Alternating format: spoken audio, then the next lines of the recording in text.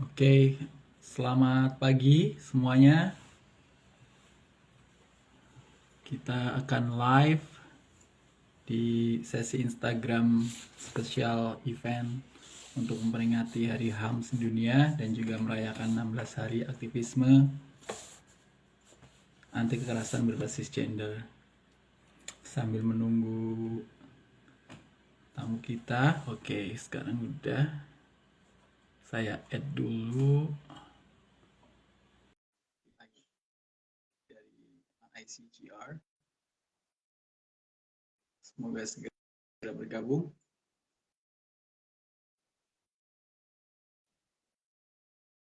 Oke, sudah saya accept.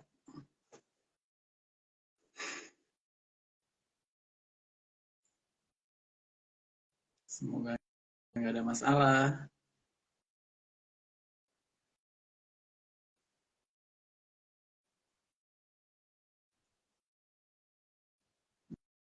Go live. Coba saya yang invite. Udah.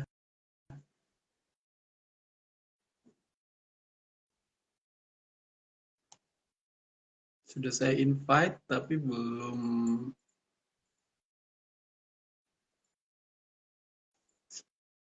Bentar.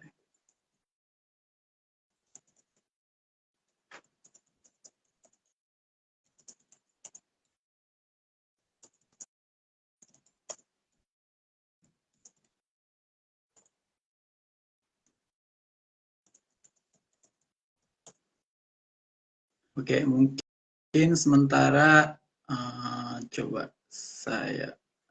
Ini udah saya accept, tapi kenapa belum bisa ya? Coba saya cancel dulu. Invite lagi. Medina, apakah dapat invitation saya? Nah, Oke. udah. Halo. Halo, apa kabar? Baik, Mas Farid. Apa kabar?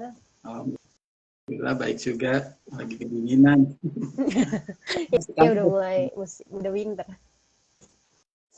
Harusnya masuk kantor jam berapa berangkat ke kantor biasanya? Biasanya kita masuk kantor jam 9.30 sih, tapi sekarang udah di kantor karena biar sekalian udah nyampe kantor jam 10. Oke. Ada acara nggak khusus hari HAM ini?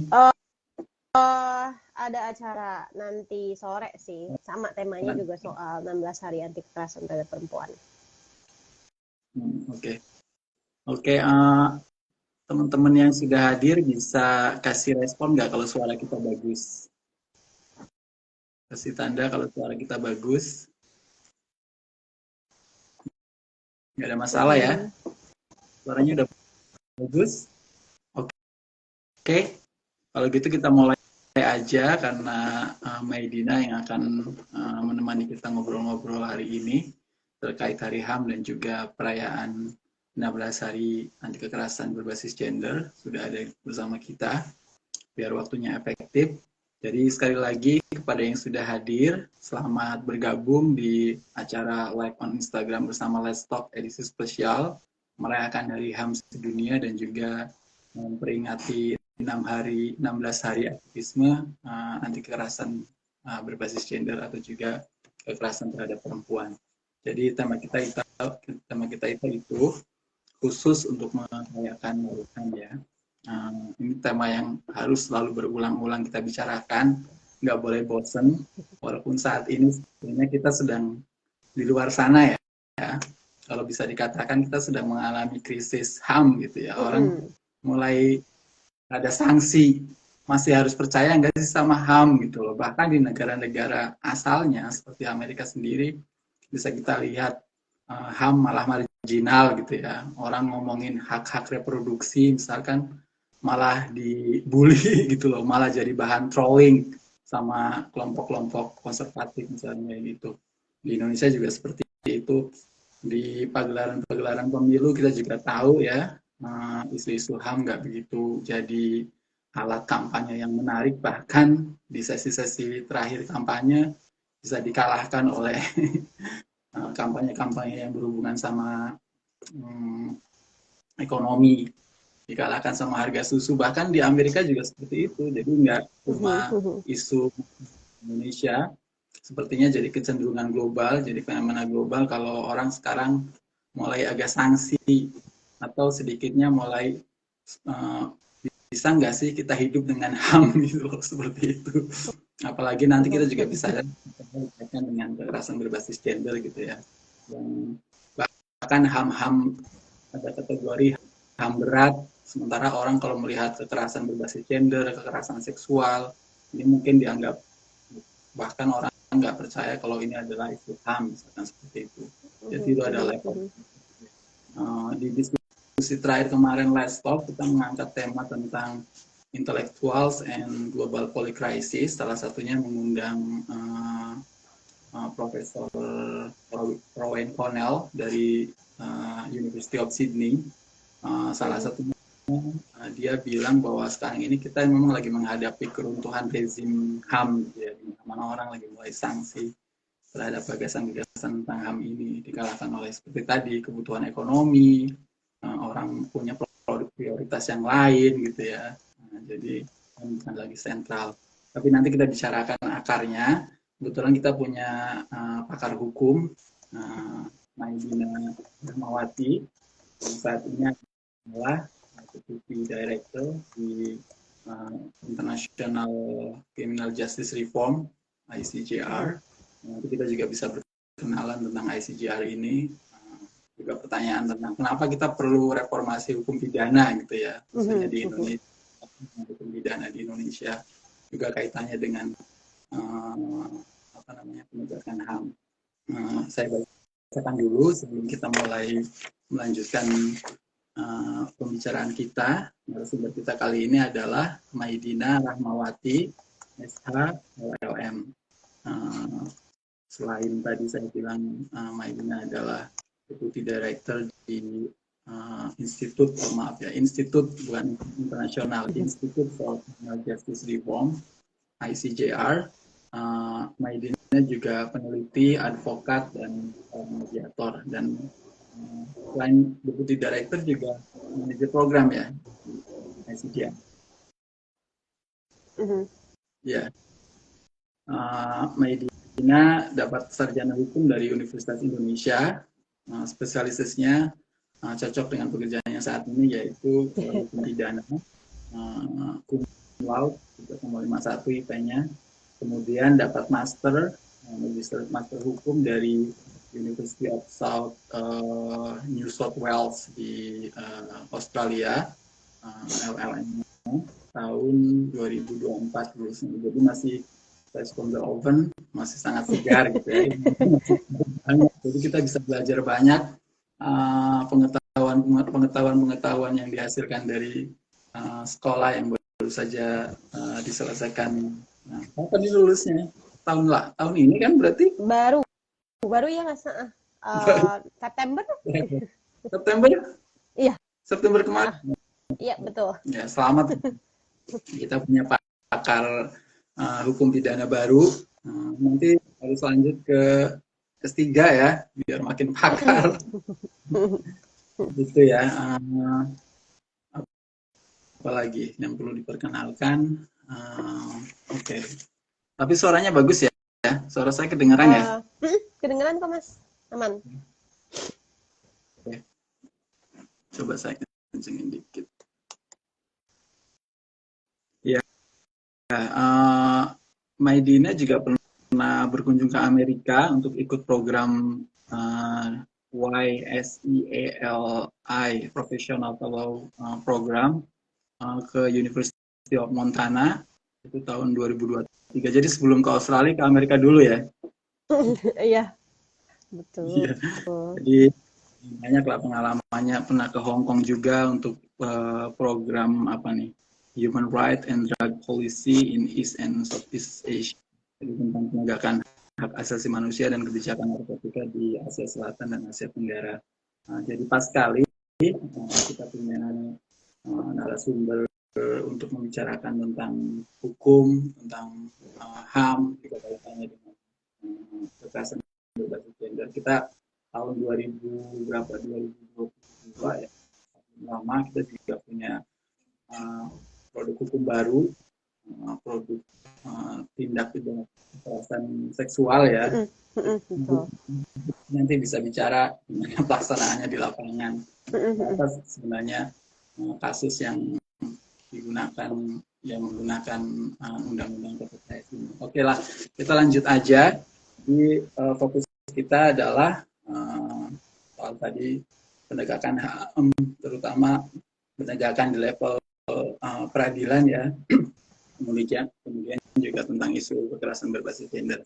Mungkin pertanyaan pertama sebelum kita mulai ke topik, kita berkenalan dulu lebih lanjut dengan Medina. Kira-kira kenapa kok bisa tertarik dengan hukum-hukum pidana ini, persoalan hukum pidana? Sejak kapan? Dan secara khusus kita nggak tahu ya sebanyak apa sebenarnya kaum muda seperti Medina ini tertarik dengan bidang yang sangat rumit buat orang tua, banyak menyediakan apa situasi yang plus sebenarnya kayak gitu. Tapi kenapa bisa tertarik secara khusus mendalami hukum pidana ini dan sejak kapan? Ya, oke. Terima kasih Mas Farid, terima kasih teman-teman semua yang sudah hadir diskusi. Terima kasih juga Mas Farid dan Mbak Ira dari Let's Talk Sexualities yang udah undang saya bisa bergabung di live Let's Talk. Nah, untuk perkenalannya sendiri, kalau saya memang peneliti di bidang criminal justice gitu ya, sistem peradilan pidana di Indonesia, dan lebih spesifik punya interest terkait dengan gender dan criminal justice-nya. Jadi, kalau ICJR sendiri memang lembaga yang melakukan riset dan advokasi terkait dengan perubahan kebijakan pidana di Indonesia, yang mana ada bahasan khusus terkait dengan perspektif gender itu seperti apa di dalam reformasi sistem peradilan pidana di Indonesia. Nah, kalau ditanya tadi terkait dengan gimana sih bisa tertarik menjadi peneliti terus mendalami bidang hukum pidana, ini sebenarnya nggak terikat gitu ya, nggak terlepas dari memang waktu kuliah lalu gitu ya, di waktu kuliah S1 itu memang punya interest terkait dengan hukum pidana.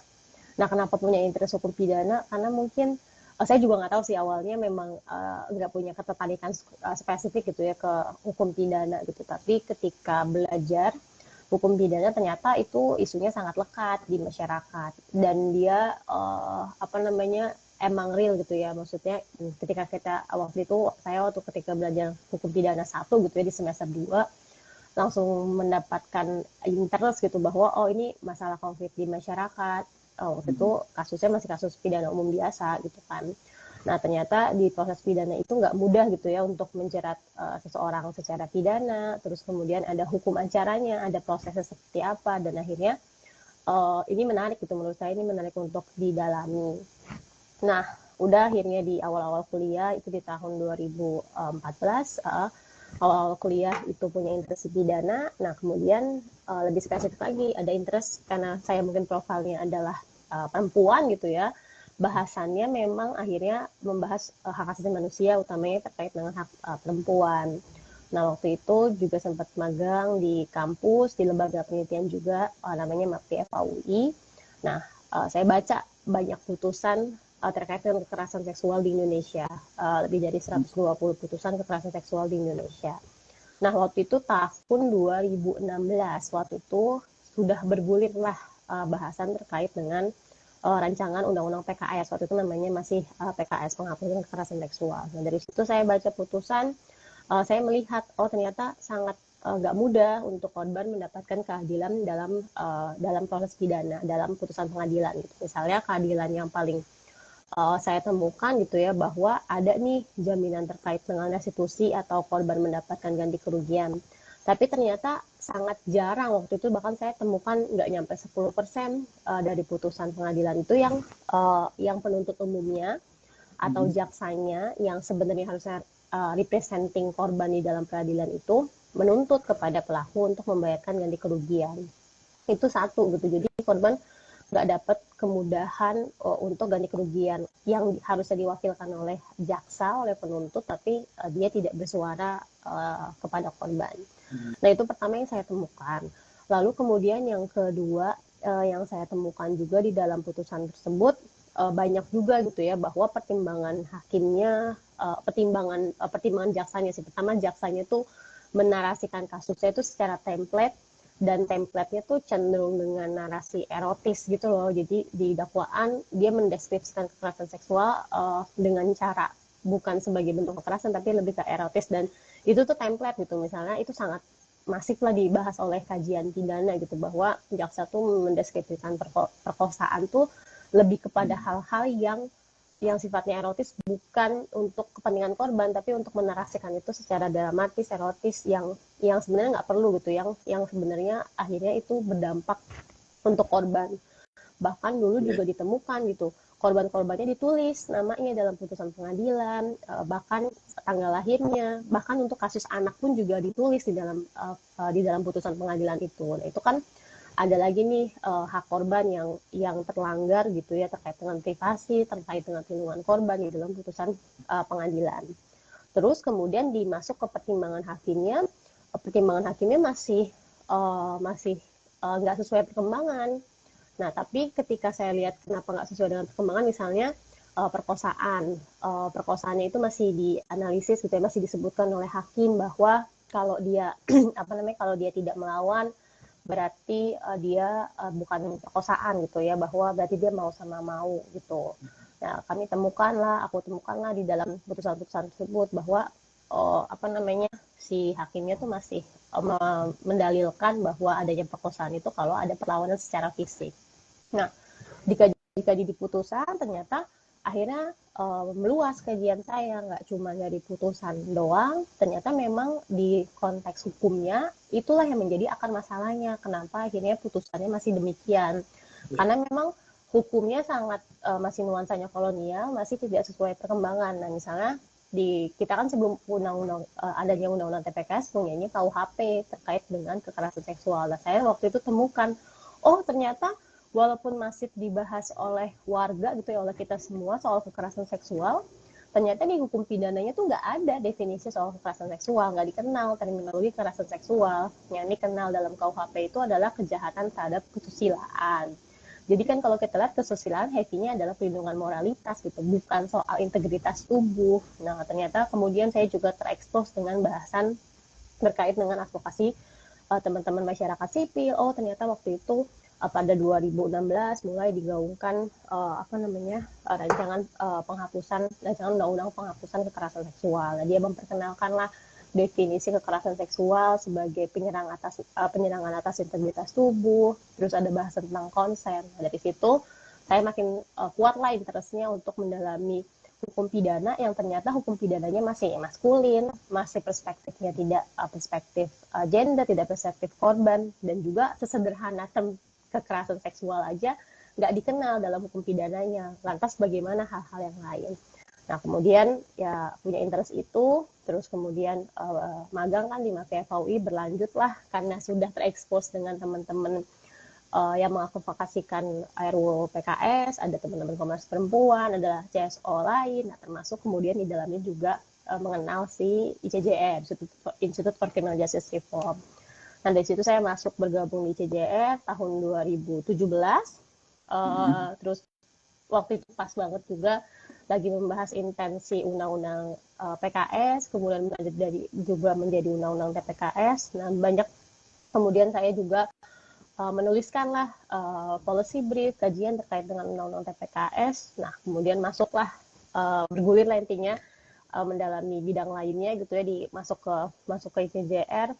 Lebih luas lagi gitu ya, dia reformasi kebijakan pidana, dan ternyata banyak hal yang saya kerjakan itu punya dimensi gendernya yang dibahas dengan cara berbeda gitu. Misalnya saya di ICJR juga terekspos dan juga mengerjakan terkait dengan penghapusan pidana mati, terus juga menemukan ada bahasan gender di bahasan terkait dengan pidana mati gitu, bahwa ternyata perempuan-perempuan yang terjerat pidana mati di Indonesia mayoritas adalah kasus narkotika.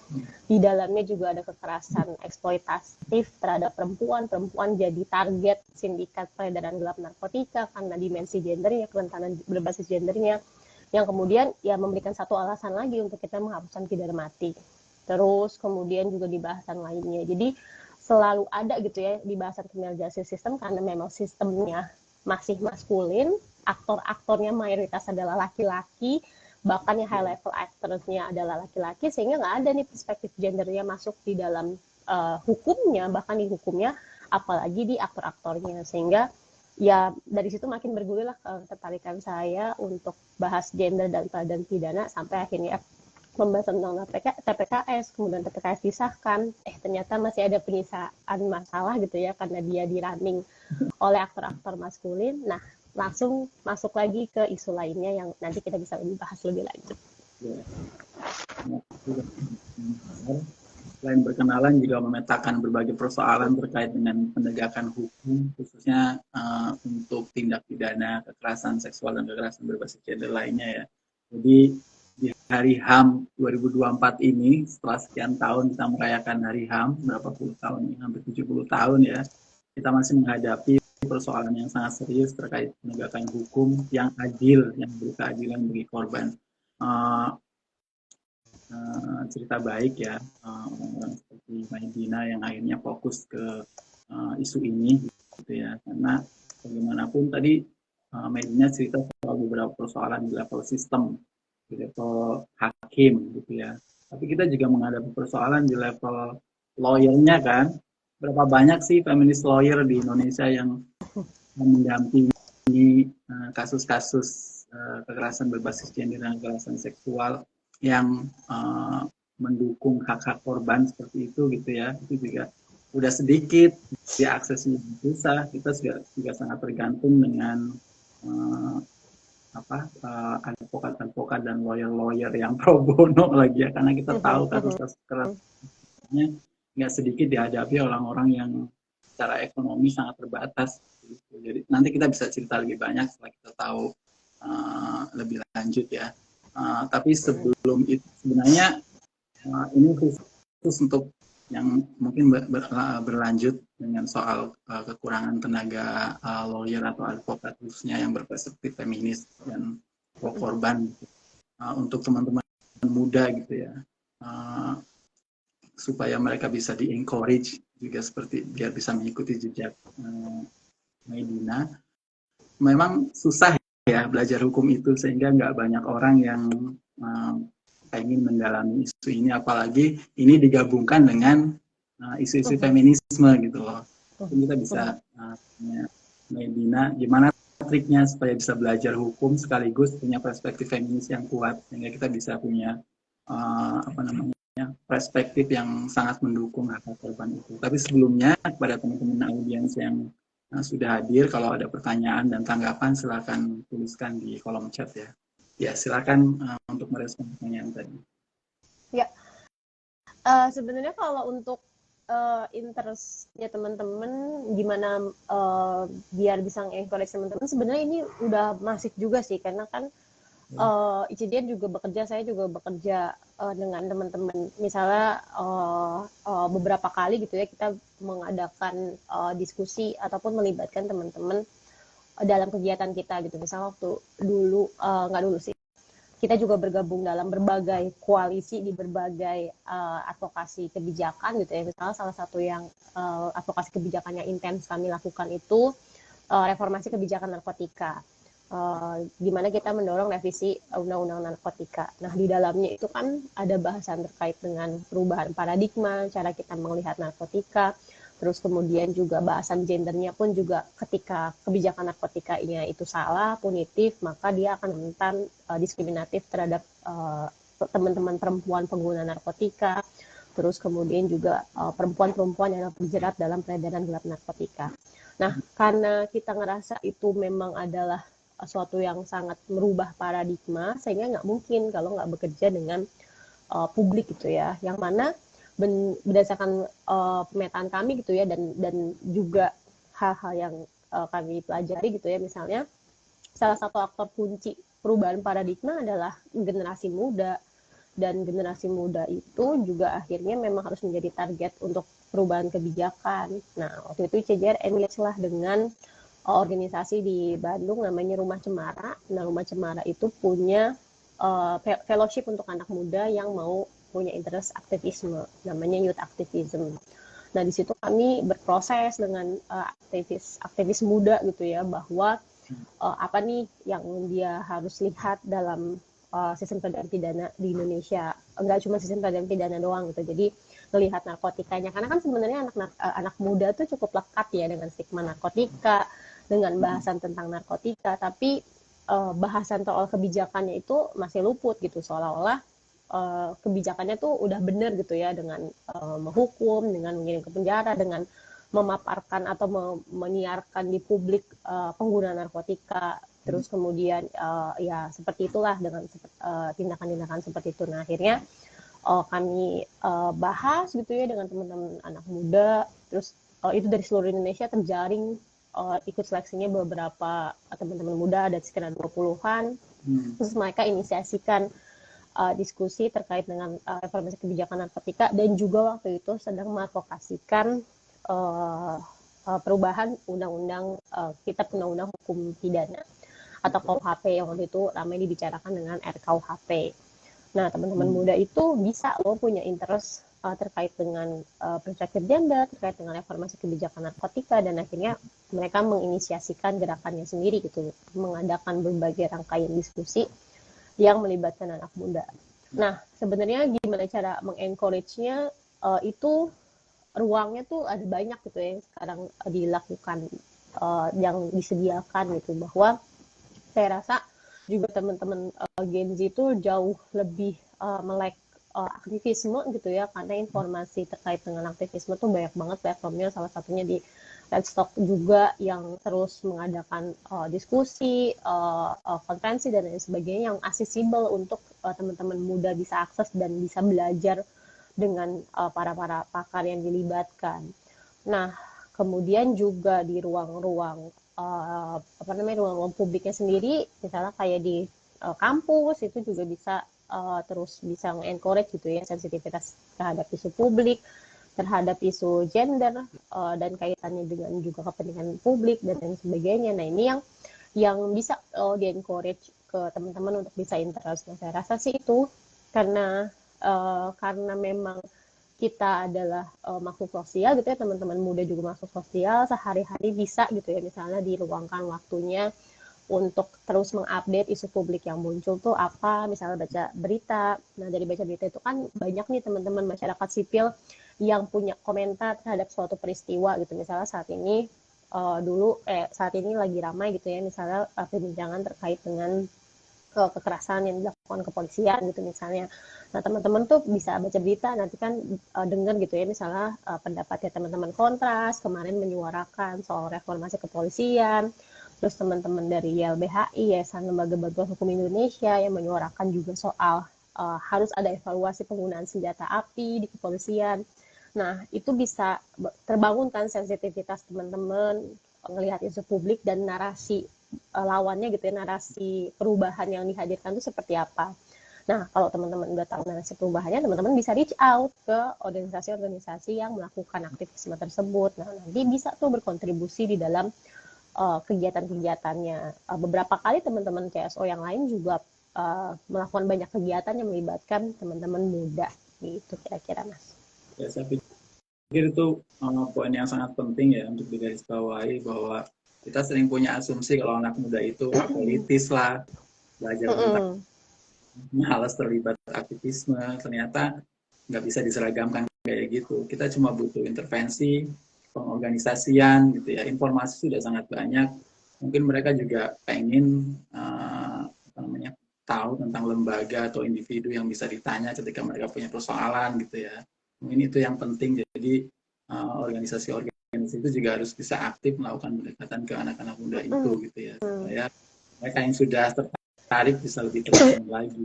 Kita bisa bicara lagi pengalaman ICJR atau ICJR terkait pendekatan ke anak muda dan juga program-program lainnya. Tapi saya tertarik sama pertanyaan satu yang kebetulan juga sedang didiskusikan di WhatsApp grupnya Lestar tentang berbelajar teman-teman mahasiswa atau teman-teman muda terkait dengan isu HAM, terkait dengan isu-isu keragaman gender, tentang kekerasan berbasis gender kayak gitu ya. Karena sebenarnya mereka kan nggak bisa dapat itu di sekolah gitu ya. Kita nggak ada secara tentang kekerasan berbasis gender, keragaman gender misalkan kayak gitu. atau isu-isu HAM yang dengan perspektif yang apa istilahnya penegakan HAM lah seperti itu. Dari pengalaman Medina, kapan mulai tumbuh awareness atau kesadaran atau keinginan tahu atau keterbukaan pikiran untuk mempelajari dan akhirnya terbuka dan bahkan terlibat di isu-isu gender dan isu-isu HAM ini? Apakah pas waktu kuliah, siapa yang mengekspos itu, sekolah misalnya, pengalaman seperti tadi, karena ada intervensi dari teman-teman NGO atau CSO yang akhirnya membuat kita tertarik seperti itu. Iya, nah kalau emang sih tadi aku nge-highlight banget yang tadi Mas Farid bilang gitu ya, bahwa hal ini tuh kadang-kadang nggak didapatkan di sekolah gitu, nggak didapatkan di edukasi formal. Nah sebenarnya ini bener banget sih. Jadi bahasan terkait dengan perspektif gender tadi, reformasi peradilan pidana yang berperspektif gender itu sebenarnya saya sendiri pun sekalipun waktu kuliah adalah kuliahnya hukum pidana, waktu kuliahnya juga ngambil mata kuliah terkait dengan hak asasi manusia, ya ekspos terbanyak terkait dengan analisis itu semua gender dan peradilan pidana itu memang didapatkan ketika saya jadi peneliti di SCGR. Nah itu memang jadi satu catatan juga gitu, kenapa kita nggak bisa menghadirkan pendidikan yang cukup kritis di level bahkan di level kuliah di Indonesia gitu. Padahal kan itu bahasan-bahasan yang sangat konseptual, relevan gitu ya. Misalnya saya selalu ambil contoh gitu di bahasan yang saya kerjain misalnya terkait dengan reformasi kebijakan narkotika, itu tuh bahasannya udah sampai ke dekriminalisasi penggunaan narkotika, bagaimana negara harusnya menghadirkan kebijakan yang humanis. Nah, waktu kuliah saya belajar terkait dengan kebijakan narkotika tuh cuman baca undang-undang, cuman ya membaca undang-undang aja gitu, nggak ada mengkritisi apakah harusnya kayak gini nih undang-undangnya. Nah, itu belum pernah saya dapatkan pas kuliah, tapi dapatkan ketika jadi peneliti. Nah, itu sih yang akhirnya itu memang jadi refleksi banget, ternyata di pendidikan nggak ada. Nah, tapi memang akhirnya sangat sedikit gitu ya ruang-ruangnya. Apakah tadi Mas Farid ada intervensi dari NGO atau enggak? Mungkin bisa dibilang ada juga gitu, karena memang waktu itu punya kesempatan sebenarnya magang waktu awal banget nggak di NGO sebenarnya, di lembaga bantuan hukum di kampus gitu, dimana dia dekat juga dengan pendampingan hukum kan. Nah ketika dekat dengan pendampingan hukum, ada unit yang nempel sama LKBH tersebut, lembaga bantuan hukum tersebut adalah klinik hukum. Nah klinik hukum itulah yang mengekspos saya cukup banyak ke isu publik, termasuk kemudian mengekspos saya ke MAPI FAUI gitu ya, terkait dengan riset soal kekerasan seksual. Nah, jadi memang peran sentralnya tuh nggak bisa serta-merta dari mahasiswanya sih punya ketertarikan. Jadi memang harus lembaga yang punya isu publik tersebut yang harus nge-reach out ke mahasiswanya gitu, harus nge-reach out ke publik.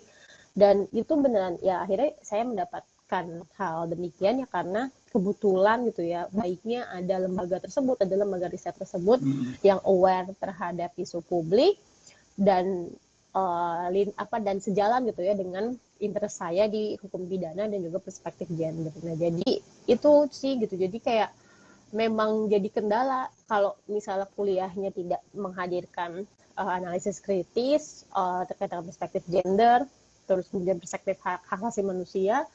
Alhasil memang ruang-ruangnya itu nggak disediakan di pendidikan. Nah, salah satunya dia itu disediakan di lembaga riset kampus. Nah, harusnya juga lembaga riset kampus bisa nge-reach out generasi-generasi muda, nggak cuma mahasiswa, harusnya yang akhirnya bibit-bibit interest untuk melihat isu publik dalam kacamata HAM itu bisa di-copy gitu ya, bisa diregenerasi terus-menerus gitu. Saya pikir itu informasi penting tentang jalan untuk membuka keterlibatan anak-anak muda gitu ya, soal melibatkan mereka dalam program riset, di program-program kampanye, ini yang bikin mereka terjun lebih aktif lagi ke isu-isu yang lebih real, bukan hanya tadi yang dibilang Medina soal textbooks dan dokumen hukumnya saja gitu ya, tapi mereka bisa melihat realitas penegakan hukumnya juga seperti apa, seperti itu ya. Mungkin itu yang bisa dibikin lembaga riset. Jadi kalau punya proyek riset bisa mengajak teman-teman mahasiswa untuk menjadi bagian dari penelitinya. Jadi mereka bisa digembleng lah di proses itu untuk tahu di lapangan itu sebenarnya seperti apa sih kayak gitu ya. Betul. Lanjut mungkin mengetahui program Institute for Criminal Justice Reform, mungkin bisa diterangkan dulu ICJR ini apa? Apakah ini lembaga khusus yang hanya ada di Indonesia atau punya afiliasi dengan international organization? Terus kapan mulai berdirinya, programnya apa saja? Kalau tadi Medina cerita soal memberi training untuk anak muda, bagaimana mengaksesnya kalau ada program-program seperti itu, mungkin itu yang kemudian jadi penting. Mungkin hal-hal seperti itu bisa diceritakan. Dan kenapa Ini Mas. criminal justice reform gitu ya, walaupun tadi di awal. Ya, oke. Institute for Criminal Justice Reform sendiri sebenarnya itu lembaga riset dan advokasi terkait dengan pembaruan sistem peradilan pidana di Indonesia. Walaupun namanya bahasa Inggris, kami nggak ada afiliasi dengan lembaga internasional gitu ya. Terus kami juga berdirinya dari tahun 2007. Kalau teman-teman cukup familiar sama lembaga studi hak asasi manusia, ELSAM. Nah, ELSAM itu, ICJR itu adalah anaknya lah bisa dibilang dari ELSAM. Jadi orang-orang founder kami itu adalah alumni-alumni ELSAM yang punya interest khusus terhadap peradilan pidana, terhadap kebijakan pidana di Indonesia. Nah, kita ngebentuklah ICJR. Nah, ICJR sendiri itu punya 3 program besar, 3 program dasarnya, 3 hal yang kami lakukan. Yang pertama riset dan advokasi. Kami menuliskan riset, tapi memang bukan riset akademis. Jadi riset yang kami tuliskan adalah riset yang untuk mendukung perubahan kebijakan. Kebijakannya itu terkait dengan peradilan pidana, misalnya undang-undang TPKS, contohnya. Terus kemudian dulu adalah KUHP baru, kita undang-undang hukum pidana baru. Terus kemudian revisi undang-undang narkotika yang tadi sempat saya bahas, terus penghapusan pidana mati yang kami selalu produce laporan tahunannya, dan juga riset tematiknya tentang angle-angle baru ketika kita menghadirkan bukti baru untuk menghapuskan pidana mati di hukum kita. Nah, itu salah satunya. Jadi ada riset dan advokasi, risetnya kami lakukan untuk perubahan kebijakan. Nah, lalu kemudian yang kedua itu adalah litigasi strategis. Litigasi strategis itu kami bersidang di instrumen hukum manapun gitu kan. Jadi kan kalau di sistem hukum itu kita bisa melakukan tindakan litigasi, beracara di persidangan untuk hal-hal tertentu gitu, untuk mendapatkan hak kita. Nah, ICJR melakukan hal tersebut, tapi kami nggak melakukan pendampingan kasus per kasus, beda dengan misalnya LBH. Kalau LBH kan memang memberikan layanan pendampingan. Nah, kami melakukannya hanya strategic litigation, yaitu persidangan atau keterlibatan kita dalam persidangan hanya apabila kita rasa ini bisa mendorong untuk perubahan kebijakan pidana di Indonesia. Nah, kalau teman-teman familiar, yang saya pertama kali bergabung itu kami terlibat di pihak terkait dengan kriminalisasi, upaya untuk mengkriminalisasi LGBT di Indonesia, salah satunya. Jadi dulu kan pasti teman-teman di sini familiar kan sama AILA. Teman-teman AILA kan sempat judicial review kan ke Mahkamah Konstitusi untuk memperluas kriminalisasi hubungan seksual sesama jenis. Dulu kan cuma waktu itu dikriminalisasi hanya apabila dilakukan oleh terhadap anak. Nah, mereka request kan ke MK untuk mengextend itu terlepas anaknya usia berapapun, jadi itu bisa mengkriminalisasi homoseksual. Nah, kami masukin diri kami sebagai pihak terkait dan berproses di sana, dan akhirnya kan itu ditolak oleh Mahkamah Konstitusi. Dia menangkan 5 hakim tidak sepakat untuk adanya kriminalisasi tersebut, 4 hakim mendukung hal tersebut, termasuk juga itu kriminalisasi zina. Nah, kami terlibat di dalamnya di Mahkamah Konstitusi. Nah, itu kami beracara lah di Mahkamah Konstitusi. Jadi memang polusinya di ICJR, mayoritas penelitinya adalah lawyer juga gitu. Kita di-encourage untuk bersertifikasi sebagai lawyer sehingga kita bisa beracara. Nah, itu salah satu contohnya, misalnya kita mengajukan judicial review ke MK. Terus kalau juga teman-teman familiar, terakhir kita juga mengajukan judicial review itu untuk penggunaan ganja sebenarnya narkotika golongan 1, tapi itu yang relevan di masyarakat itu ganja medis. Nah, MK nggak ngabulin sih, diperbolehkan, tapi MK mengamanatkan pemerintah untuk mengadakan penelitian untuk mendorong kebijakan berubah, memperbolehkan penggunaan ganja untuk kepentingan medis. Jadi kalau sekarang tuh masih belum boleh. Nah, itu kami juga melakukan litigasi strategis ke Mahkamah Konstitusi. Nah, selain itu, nggak cuma jadi pihak yang terkait di persidangan, kami juga mengirimkan ada yang namanya amicus curiae atau pendapat hukum. Nah, amicus curiae itu kayak tradisi di peradilan bahwa pihak organisasi yang punya kepentingan itu bisa loh ngasih dokumen ke hakim untuk membuat. Oke, saya sudah live lagi. Semoga kali ini kita akan lebih lancar. Kita menunggu Maidina bergabung kembali. Mohon maaf ada interupsi. Semoga teman-teman yang tadi bergabung bisa kembali bergabung untuk mengikuti diskusi penting ini. Oke, Maidina udah bergabung. Semoga kali ini nggak ada masalah.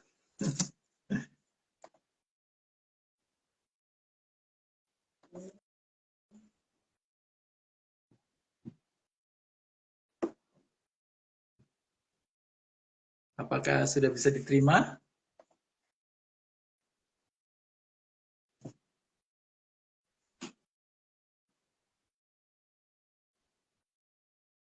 Wow, oke. Cancel dulu.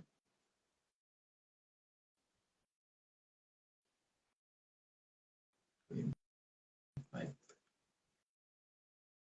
Semoga Maidina bisa segera bergabung. Kita tunggu.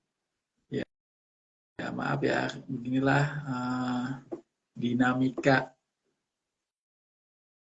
diskusi online.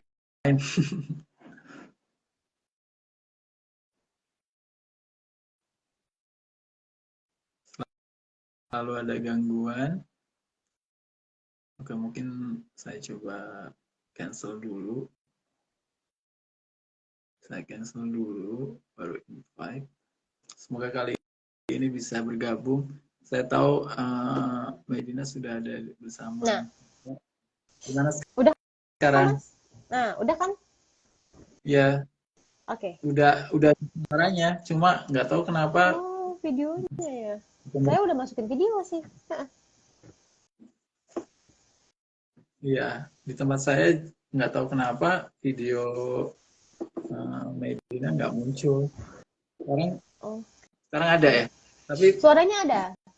Jelas suaranya ada bagus. Di tempat lain juga coba muncul. Cuma di telepon nggak muncul.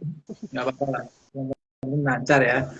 Ya. Lagi mohon maaf Medina juga tadi terputus. Nggak tahu kenapa ada soal teknis. Semoga-moga nggak akan membajakan ya. Itu biasanya di diskusi Let's Talk sering banget di hijack sama isunya panas.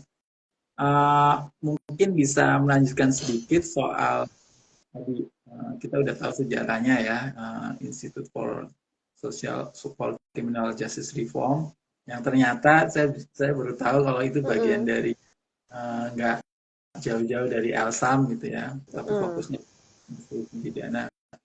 Mungkin nggak banyak kali ya lembaga-lembaga yang spesifikasinya di reformasi hukum pidana itu. Dan tadi Maidina juga cerita banyak soal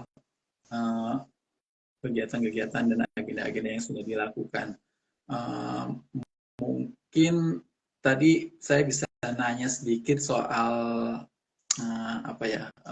hukum pidana tadi ya, soal KUHP. Kalau nggak salah, sebagai orang awam hukum, katanya memang KUHP kita masih warisan kolonial gitu ya. Bagaimana proses reformasinya sejauh ini gitu, sehingga kenapa nggak bisa cepat proses reformasi KUHP ini? Kira-kira apa persoalan paling mendasarnya sehingga nggak mudah untuk melakukan revisi atau amandemen atau reformasi KUHP yang sudah ada ini? Tadi kita tahu ada pihak-pihak yang berusaha untuk seperti Alia tadi ya kasus LGBT, tapi tadi peran ICJR penting sekali untuk mengcounter itu gitu ya. Tapi secara umum, kenapa kira-kira KUHP yang orang orang awam tahunya itu adalah produk hukum kolonial masih banyak yang dipertahankan dan proses reformasinya itu nggak mudah. Kira-kira kenapa Ya, oke. Ya, thank you Mas Farid. Mas Farid betul banget gitu ya tadi. Jadi kalau kita punya hukum di Indonesia gitu ya, hukum pidana. Nah, larangan perbuatan itu dasarnya diatur di Kitab Undang-Undang Hukum Pidana. Nah, tadi Mas Farid benar banget itu sampaikan bahwa aturan kita tuh masih kolonial. Jadi, sekalipun kita udah merdeka nih, si KUHP kita itu sebenarnya didasari dari warisan pemerintah Belanda gitu. Jadi kita nggak punya KUHP baru. Sebelumnya kita nggak punya KUHP baru, yang mana itu warisan kolonial Belanda, karena waktu kita merdeka kita cuma nyerap undang-undang gitu ya, langsung mengesahkan undang-undang yang diberlakukan Belanda waktu itu, untuk kepentingan praktis gitu, kita cepat jadinya langsung disahkan, termasuk di dalamnya kita undang-undang hukum pidana. Nah, banyak hal-hal kolonial yang diperkenalkan di KUHP Belanda gitu, karena nuansanya adalah nuansa kolonial, sehingga ya itu sebenarnya applicable sebagai negara jajahan. Nah, yang paling kita bisa bahas gitu ya, misalnya KUHP kita tuh masih mengenal pidana mati sebagai pidana pokok gitu, bahwa kalau ICD juga tuliskan riset terkait dengan kebijakan pidana mati di Indonesia, diperkenalkan bahwa pidana mati di negara jajahan Indonesia, Hindia Belanda waktu itu ya karena Indonesia dianggap di stigma sebagai masyarakat yang tidak teratur lah, masyarakat yang tidak teratur, sehingga pidana masih diperlukan di Indonesia, di Hindia Belanda waktu itu. Sekalipun 1870 gitu ya, sebelum KUHP Hindia Belanda diberlakukan di Indonesia, di Hindia Belanda, Belanda sudah menghapuskan pidana mati gitu, tapi dia masih memperkenalkan untuk negara jajahannya. Nah, itu salah satu contohnya. Nah, contoh lainnya misalnya di KUHP kita juga yang tadi yang seperti saya ngomong terkait dengan gender gitu, bahwa nggak ada hal terkait dengan kekerasan seksual.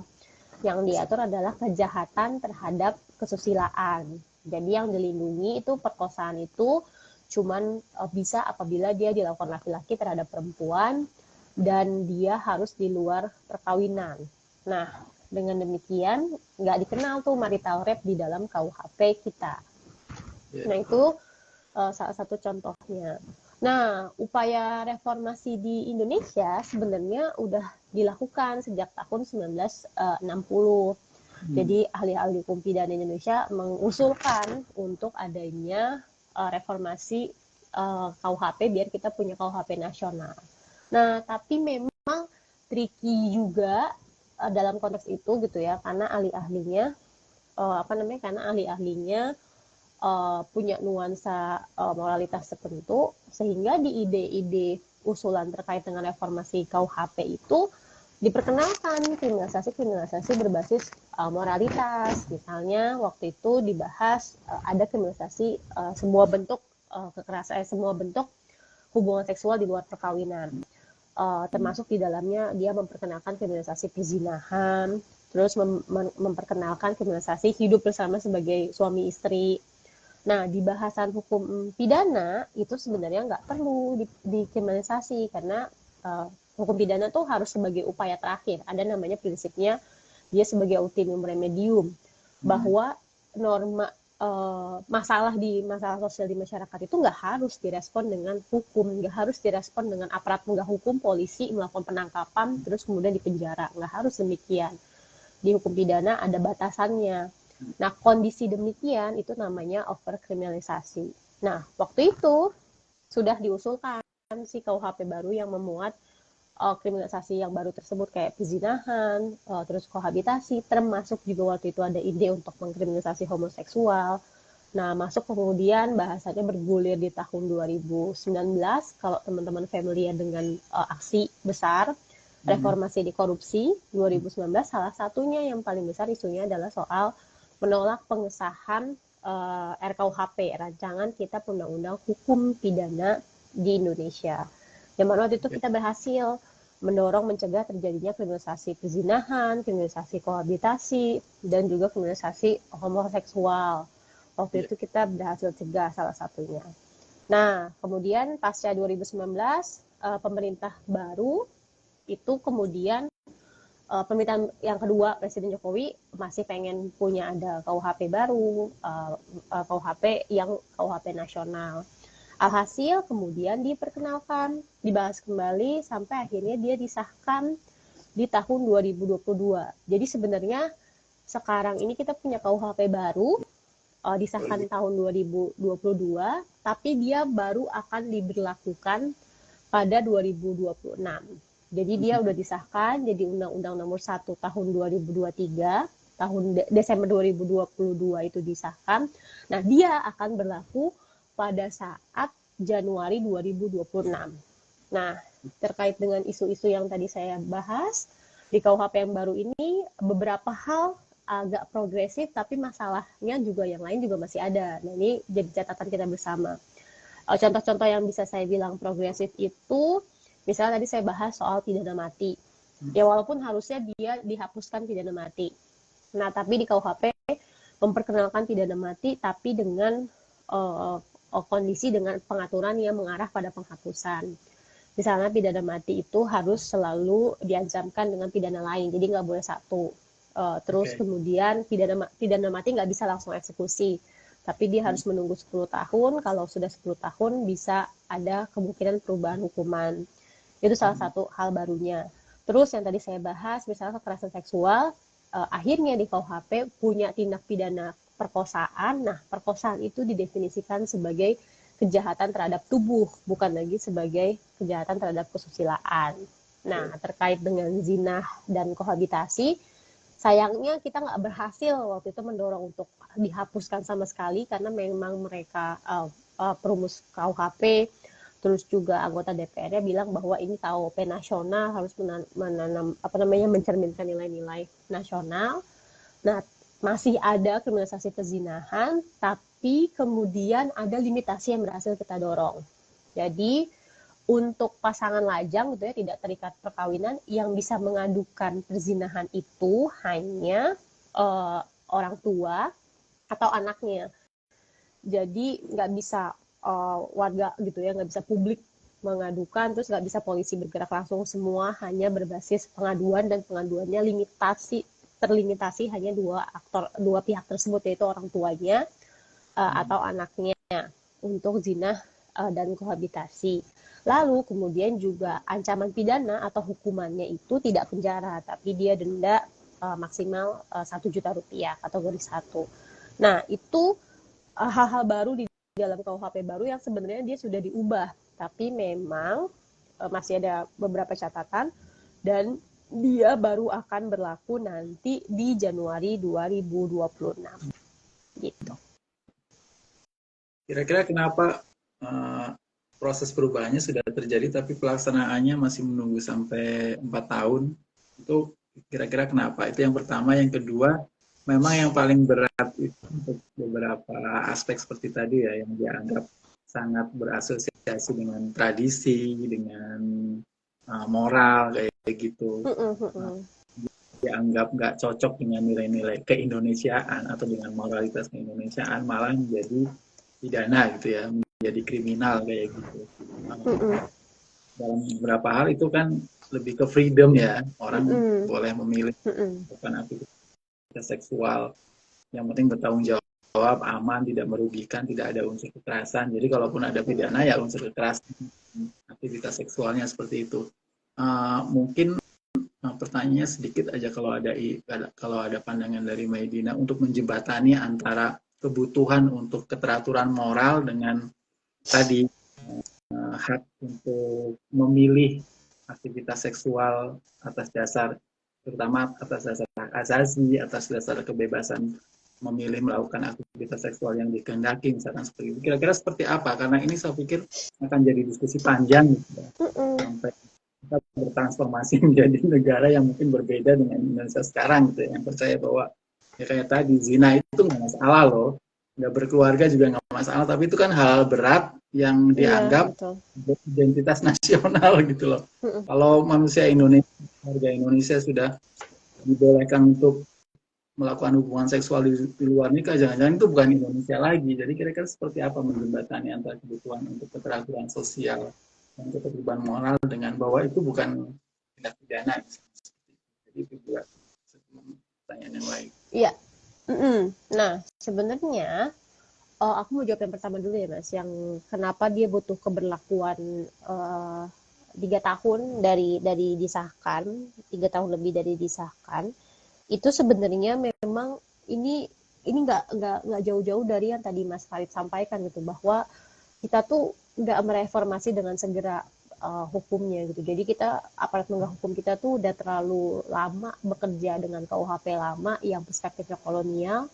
Akhirnya udah status quo-nya tuh udah terlalu lama gitu. Jadi kayak tadi soal kebaruan pidana mati, kebaruan soal kekerasan seksual gitu. Undang-undang TPKS aja sekarang yang udah disahkan dan 2 tahun berlaku, itu nggak mudah diterapkan. Bahkan ada polisi yang ngomong dia nggak mau menggunakannya karena nggak paham dan karena nggak mau bahkan. Nah itu karena memang sudah status quo gitu, dia udah mengakar, strukturnya udah seperti yang KUHP, yang hukum yang lama gitu, bahwa hukumnya, dan kita bisa lihat gitu kan, kalau aparat kerja seringnya juga dia mengulangkan apa yang sudah dia pernah lakukan gitu. Jarang sekali yang akhirnya, kami juga banyak berinteraksi sama aparat penegak hukum, pelatihan ada, tapi pelatihannya dilakukan secara komprehensif, berkesinambungan tuh masih jadi catatan gitu. Sering banget kan yang sudah dilatih, tapi kemudian dia pindah divisi lagi. Jadi akhirnya regenerasi untuk hal-hal baru, hukum yang baru, yang progresif itu nggak mudah untuk dilaksanakan. Sehingga pembahasan KUHP yang lalu tuh bilang gitu bahwa untuk keberlakuannya dia akan menunggu 3 tahun dengan harapan pemerintah menyiapkan infrastrukturnya, menyiapkan aturan pelaksananya, untuk mempersiapkan implementasinya. Saat ini juga kami terlibat di proses persiapan aturan pelaksananya, terus juga nyusun modul-modul untuk kebaruan hukumnya. Nah itu pun juga struggling gitu, di dalam prosesnya kami melibatkan aparat penegak hukum, tapi aparat penegak hukum sekalipun ya gitu ya, orang udah bener-bener orang hukum tuh nggak catch up sama pembahasan KUHP yang pernah dilakukan tahun 2022 lalu gitu, dari 2020. Nah, itu yang jadi catatan kenapa akhirnya harus menunggu keberlakuannya, karena ini akan menjadi dasar mengubah sistem hukumnya dan sehingga diperlukan adjustment tersebut. Nah, lalu kemudian yang kedua, kenapa sih di KUHP baru itu diperkenalkan hal-hal yang berbau moralitas dengan dalih identitas nasional, yang sebenarnya kan itu diskursus yang berbeda, itu kan dalam konteks hak asasi manusia harusnya nggak diperkenalkan. Nah, sebenarnya ini yang sering banget kita salah dan harus didudukkan gitu. Kita kan dulu belajar ya terkait dengan kita sebagai makhluk sosial, terus terikat pada norma-norma. Norma-norma kan ada banyak, ada norma sosial, ada norma kesusilaan, ada norma kesopanan, dan baru kemudian ada norma hukum. Nah, kita udah dari kecil gitu ya, dari zaman kita belajar kewarganegaraan tuh diajarin bahwa norma hukum tuh norma yang akhir gitu ya, paling tinggi, karena dia punya keterikatan oleh negara bisa enforce norma hukum. Nah, disebutkanlah bahwa norma itu tuh norma yang terakhir gitu, yang bisa digunakan. Nah, itu sih yang jadi cerminan kita gitu, kenapa masalah moralitas yang sebenarnya dia adalah bahasan terkait dengan kesopanan dan kesusilaan itu harus direspon dengan pendekatan hukum, apalagi pendekatan hukum yang dipakai adalah hukum pidana, yang mana negara nge-enforce dalam bentuk sanksi, dalam bentuk polisi yang bisa menyidik gitu. Nah itu yang kita perlu, kalau kita mau mengkritisi soal ini tuh sebenarnya seringkali kan waktu saya terlibat dalam pembahasan KUHP pun seringkali di stigma gitu, bahwa orang-orang yang menolak kriminalisasi pezinahan itu berarti lo tukang zina gitu, di stigma tukang zina. Padahal kondisi kami gitu, kondisi saya bukan dalam konteks membela atau membela atau mendukung pezinahan untuk dilakukan, tapi mendudukan kembali hukum sebagaimana mestinya, bahwa dia harusnya adalah respon terakhir, intervensi terakhir ketika digunakan Apalagi ketika bicara hukum pidana, ada tadi prinsip yang saya sebut di awal, ada ultimum remedium. Dia harus sebagai upaya terakhir ketika memperkenalkan suatu larangan gitu, suatu hal yang berbasis moralitas sebagai tindak pidana, sebagai upaya terakhir. Karena apa? Karena enforcement-nya akan menggunakan resource negara, enforce-nya akan melibatkan penegak hukum, kepolisian, yang mana itu juga harus diantisipasi apakah ada ekses negatifnya. Nah, ekses negatifnya itu dibahas dengan bahasan yang tadi saya sempat sebutkan, yaitu overkriminalisasi. Bahwa kriminalisasi itu harusnya nggak over. Nah, di konteks kriminalisasi itu ada batasannya. Batasannya adalah ada 6 sebenarnya, tapi ada 2 hal yang mau saya share. Batas yang pertama yang fundamental itu, apakah ketentuan itu akan menciptakan ketidakadilan atau tidak. Yang kedua, apakah sumber daya pemerintah atau sumber daya negara itu bisa menjamin bahwa dia bisa mengenforce itu dengan secara efektif. Nah, kita punya banyak nih kriminalisasi yang berbasis moralitas. Misalnya kayak tadi kita bahas penggunaan narkotika, terus di beberapa daerah peminum alkohol gitu ya dijerat pidana. Nah, sayangnya 2 hal tersebut nggak bisa dilaksanakan karena kasusnya terlalu banyak kan. Misalnya orang-orang yang menggunakan narkotika, menggunakan minuman beralkohol itu terlalu banyak, sehingga penegakan hukumnya nggak bisa efektif. Ketika dia nggak efektif, hasil ketentuan yang overkriminalisasi itu justru hanya menjerat orang-orang yang nggak punya akses, orang-orang yang rentan. Akhirnya penegakan hukumnya dipilih dengan orang-orang yang lemah secara pengetahuan, lemah secara akses hukum, yang mana aksesnya yang kedua tadi, yaitu dia menghadirkan diskriminasi di masyarakat. Nah, sehingga inilah yang jadi catatan, hukumnya kok, hukum pidananya malah melakukan hal yang nggak boleh dilakukan. Limitnya adalah tidak boleh diskriminatif, harus efektif, tapi kemudian aksesnya, hasilnya dia justru punya limitasi, karena nggak bisa dijerat untuk semua orang. Akhirnya yang dijerat adalah orang-orang rentan, orang-orang miskin, yang akhirnya menghadirkan diskriminasi. Nah, itulah yang kami tentang. Kenapa akhirnya tidak boleh nih negara mengkriminalisasi perbuatan-perbuatan berbasis moralitas. Karena dalam implementasinya dia hanya akan menjerat orang-orang yang lemah. Nah, misalnya kita ambil contoh untuk perzinahan. Di beberapa daerah ada perda-perda diskriminatif yang dia menyasar perbuatan berdua-duaan di muka umum. Nah, pada implementasinya, perda itu cuma diterapkan untuk orang-orang lemah. Misalnya hotel-hotel yang digerebek adalah hotel-hotel melati, kos-kosan, warga miskin. Bisa nggak itu di-enforce ke hotel-hotel besar, ke hotel-hotel yang berkontribusi pada pajak daerah? Kan enggak.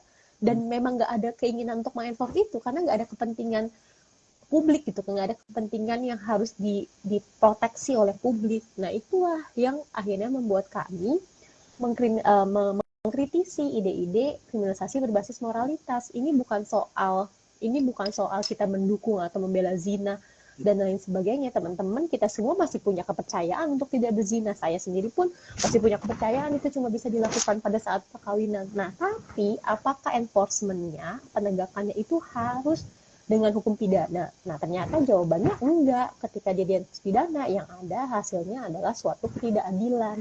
Nah, itulah yang membuat kita harusnya bisa lebih mengkritisi gitu, bahwa ide-ide moralitas, ya keep it as a morality sebagai kepercayaan kita dengan norma-norma kita, norma agama kita, norma sosial, norma kesopanan. Jangan perlu dia kemudian di-enforce oleh negara yang menghabiskan resource negara, dan dalam penerapannya justru membawa ketidakadilan.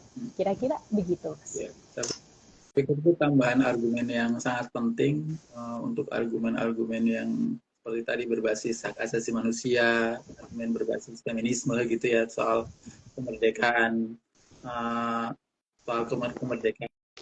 hukum gitu ya, untuk melakukan tindakan pilihannya seperti itu. Tapi secara hukum pun dari banyak aspek juga sebenarnya sangat bermasalah pengaturan pidana terhadap tadi tindakan-tindakan yang dekat dengan moralitas tadi. Apalagi itu juga membuka peluang intervensi negara terhadap hak-hak yang paling private kan ya, yang paling personal, kayak penggerebekan dan lain sebagainya. Dari itu kan malah sangat mungkin bisa jadi sebenarnya itu kategorinya pelanggaran HAM gitu ya. Betul, Uh, betul. gitu. Ya, tapi semoga ini ada awal gitu ya. Kita udah mulai bisa membicarakan hal seperti ini, bahwa ada problem terkait dengan kriminalisasi hal-hal yang dianggap melawan moralitas dan tadi tradisi Indonesia itu, gitu, seperti perzinahan dan seperti itu. Yang sebenarnya itu kan lebih ke show of power gitu ya. Betul. Kayak exhibition of power lah, orang yang berkuasa bisa melakukan apa aja terhadap warga negaranya yang dia sama dengan kayak subversi kan. Subversi kan sebenarnya kan juga kan untuk bersikap kritis terhadap negaranya, untuk bersikap kritis terhadap aparatus negara, tapi menurut penguasa itu justru enemy of the state gitu, dianggap sebagai ancaman seperti itu. Please, sekarang kita sudah punya kesempatan untuk membicarakan seperti itu. Mungkin akhirnya kita terdorong untuk bicara kaitannya dengan tadi soal penegakan HAM gitu ya. Apakah hukum HAM, hukum terkait penegakan HAM di Indonesia itu sudah cukup kuat gitu loh, sehingga di formalitas dari segi formal kita sebenarnya sudah hukum yang bisa diandalkan untuk melakukan penegakan pelanggaran-pelanggaran HAM seperti itu. Walaupun ya tadi sama seperti kasus kekerasan berbasis gender, hakimnya yang nggak punya perspektif HAM dan lain sebagainya tidak memungkinkan, walaupun kita sudah punya, kalau nggak salah kita sudah punya undang-undang HAM ya. Sudah lama sebenarnya. Ya sudah lama. Nah itu mungkin pertanyaan saya, kita undang-undang HAM, tapi kira-kira ada nggak sih cerita sukses tentang pengadilan HAM sejauh ini di Indonesia?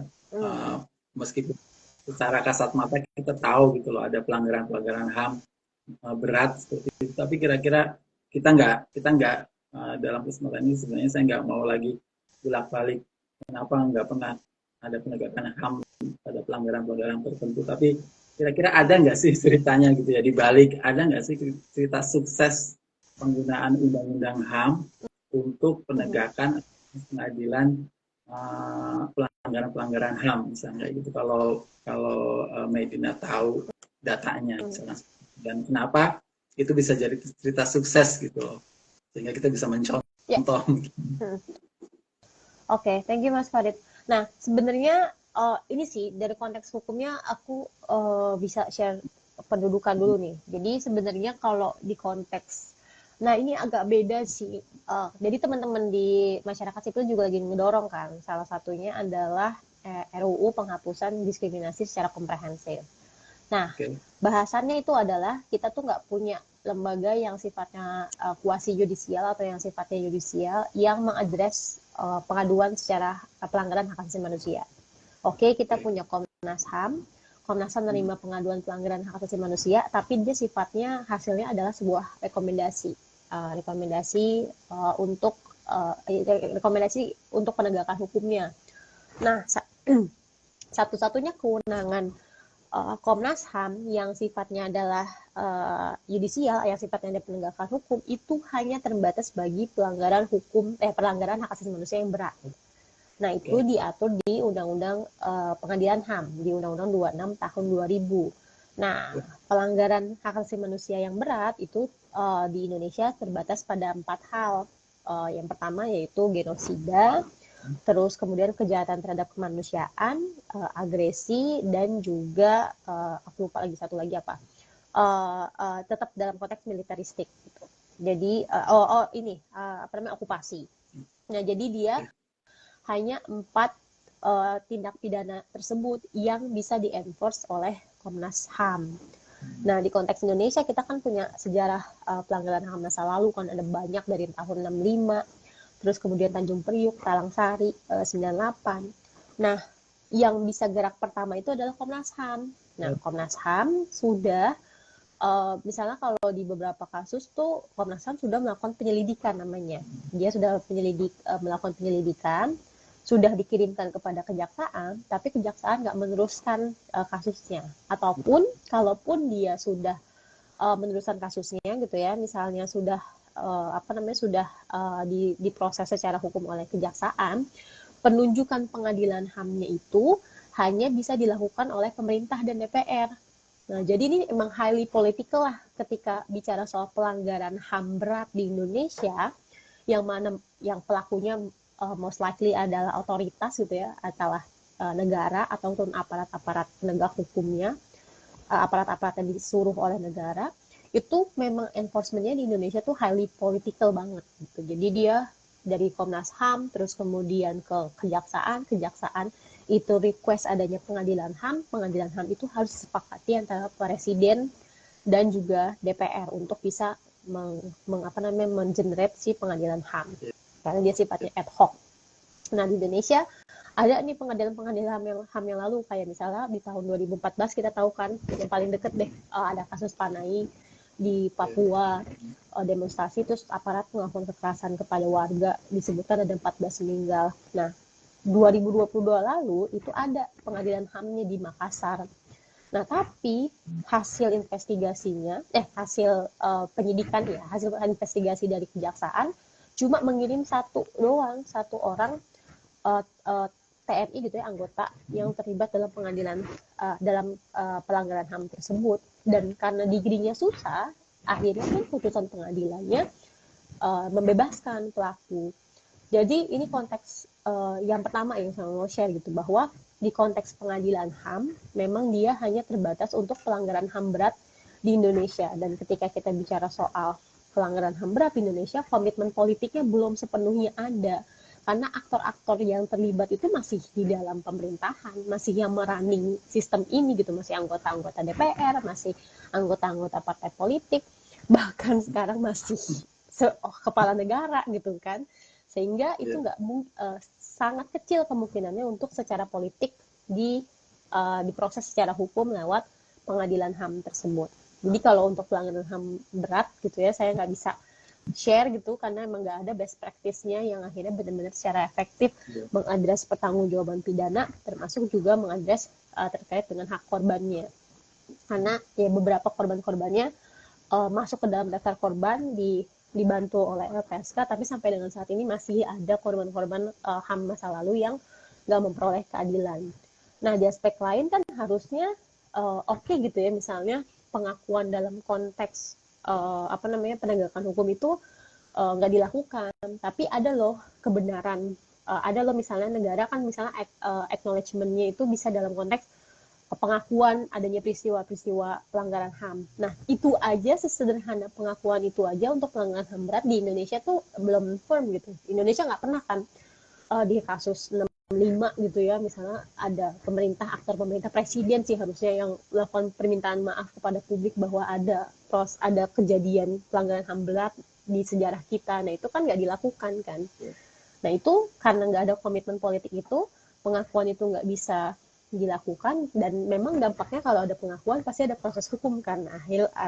Alhasil nggak dilakukan gitu, karena memang secara politikal aktor-aktornya masih di sana dan sulit gitu ya untuk mengadres hal tersebut. Nah, itu di konteks pelanggaran HAM berat.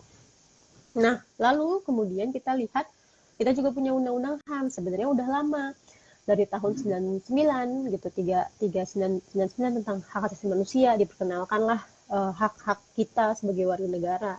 Nah, tapi kalau kejadian dilanggar seperti apa nih enforcement-nya? Nah, lagi-lagi sebenarnya nggak ada yang bisa mengenforce. Mekanismenya tuh terbatas kalau kita mau gugat ke pengadilan di kondisi-kondisi tertentu.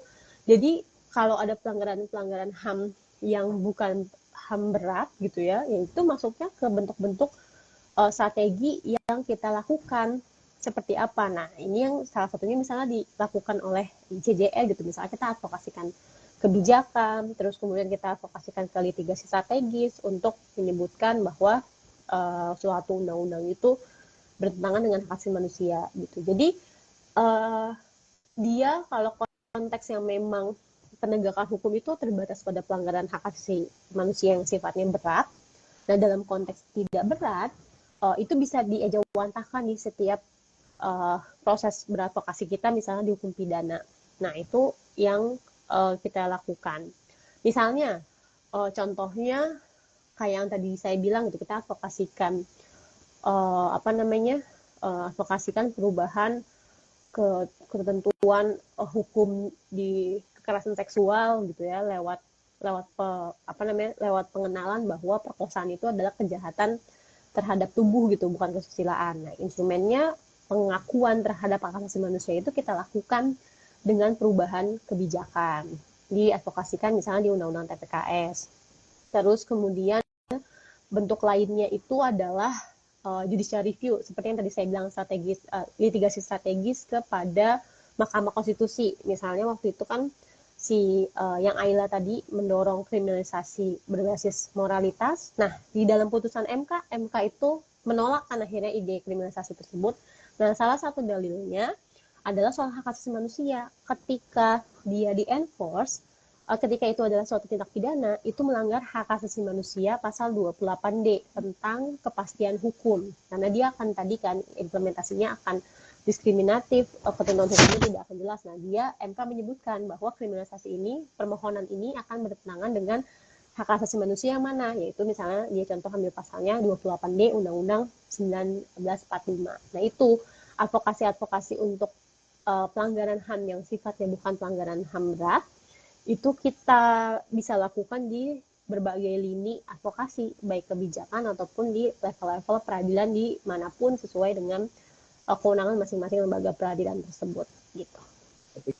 Itu yang poin terakhir tadi penting sekali menggarisbawahi bahwa argumen-argumen tentang hak asasi manusia itu juga sangat diperlukan gitu ya dalam advokasi kita di proses advokasi hukum gitu ya. Jadi artinya kita tetap harus optimis bahwa HAM itu masih bisa diandalkan, ide tentang HAM itu masih bisa diandalkan untuk tadi pelindungan hak warga negara gitu ya, terutama pengadilannya seperti itu tadi contohkan untuk kasus kriminalisasi LGBT yang diinisiasi oleh Ayla. Kalau nggak ada argumen tentang HAM mungkin itu akan lolos. Betul. Kasih pada pejuang-pejuang HAM di Indonesia yang sejak awal menjadikan ini sebagai fondasi dan akhirnya bisa diaplikasikan dan diterapkan dalam proses advokasi ini. Saya pikir sebenarnya Indonesia ini dari segi formalitas dan institusi lumayan sudah lengkap gitu ya. Kayak mungkin Indonesia di antara sedikit negara yang punya komisi khusus tentang HAM gitu ya. Nggak ada mungkin di negara itu. Dan dari informasi tadi sebenarnya mereka bekerja sangat baik untuk penyelidikan, untuk pengambilan data dan seterusnya. Tapi problemnya lagi kita nggak punya institusi pengadilan HAM yang independen gitu ya, yang cuma nggak dibiayai negara, tapi juga terlepas dari kepentingan kekuasaan. Itu yang paling berat. Karena apa? Karena sirkulasinya selalu seperti itu. Cuma yang kemudian berkuasa gitu ya. Kadang juga yang jadi korban, seperti beberapa yang kita saksikan yang jadi korban juga malah kemudian bagian dari kekuasaan itu. Akhirnya ya dari proses itulah mungkin kita masih sangat hopeless gitu ya melihat akan ada cerita baik tentang penegakan kasus-kasus tadi. Tapi mungkin orientasinya sekarang tadi yang diceritakan Medina, orientasinya mungkin yang paling penting adalah hak terhadap para korban gitu ya. Kalaupun kita nggak usah terlalu hukum pelaku, walaupun tidak pelaku peluang terus berlanjutnya pelanggaran gitu ya.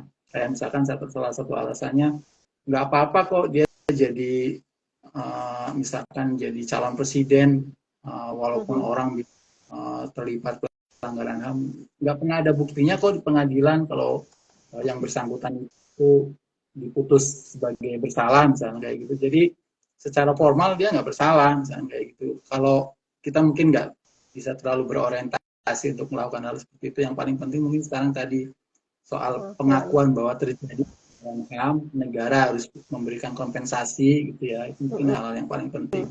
Dan yang paling kasat mata dulu lah kayak pelanggaran tuduhan terhadap mereka yang dituduh komunis atau berasosiasi dengan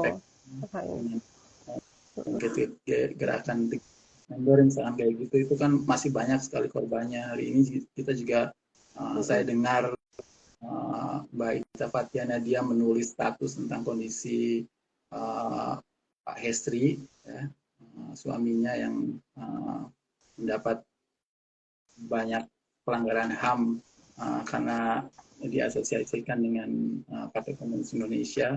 Sekarang kondisinya sangat parah seperti itu. Kalau seandainya negara mengakui bahwa itu adalah pelanggaran HAM, gitu ya, kan sebenarnya ini pelanggaran HAM yang dalam tanda kutip pelaku formalnya sudah nggak ada ya, gampangnya kayak gitulah.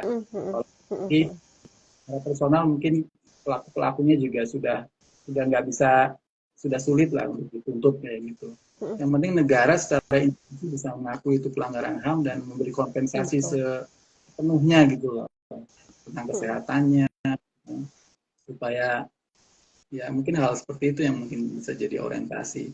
Walaupun itu juga nggak mudah di negara yang seperti tadi. Mungkin isu HAM itu hanya penting buat teman-teman yang HAM-nya gitu ya, buat negara sendiri mungkin malah jadi ancaman kayak gitu. Mungkin kan ini juga sudah pendek, mungkin ada 2 pertanyaan dulu sebelum kita tutup. Balik ke isu tentang kekerasan berbasis gender dan kekerasan seksual di tahun 2023 ya kalau nggak salah, lama kita akhirnya bisa mengesahkan undang-undang tindak pidana kekerasan seksual gitu ya. Tadi di awal Mei sudah cerita, ini sebenarnya progres yang sangat penting dalam proses hukum untuk kasus-kasus kekerasan seksual di Indonesia gitu ya. Tapi lagi-lagi ya seperti tadi, evaluasi sementara dari Medina juga sebenarnya masih banyak hal yang perlu diperbaiki di level enforcement-nya. Bahkan para penegak hukumnya aja tadi masih belum sepenuhnya menerima untuk bisa menggunakan undang-undang ini dalam mungkin kita bisa minta tanya kira-kira apa yang undang-undang ini dalam pelaksanaannya dan dalam penegakannya bisa lebih efektif gitu ya.